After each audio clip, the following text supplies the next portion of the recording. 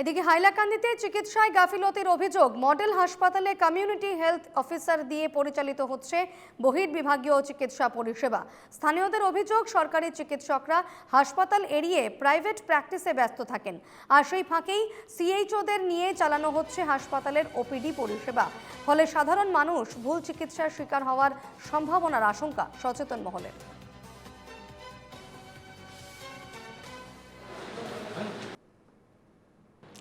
চিকিৎসকসকল আমাৰ হস্পিটেল বা হেৰিত এটা অৰ্ডাৰ আছে, তেওঁলোকে ইয়াত ডিউটি কৰিব নোৱাৰে, তেওঁলোকে ডিউটি হিচাপে আহিব নোৱাৰে।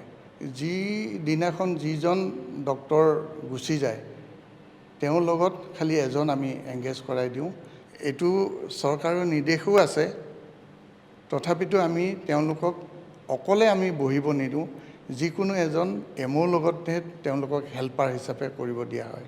যিহেতুকে অন ডিউটি ডক্টৰ আছিল, অন ডিউটি ডক্টৰৰ লগত তেওঁ কেনেকৈ মিউচুৱেল কৰি কামটো কৰি আছে, বা তেওঁ অন ডিউটি ডক্টৰজনে হয়তো ডেলিভাৰী কৰিব গৈছিল সেইটো টাইমত, নাইবা কিবা চিৰিয়াছ পেচেণ্ট এটেণ্ড কৰিব গৈছিল, সেইটো মুহূৰ্তত হয়তো তেওঁ বহি পেলাই কৰি আছিলে।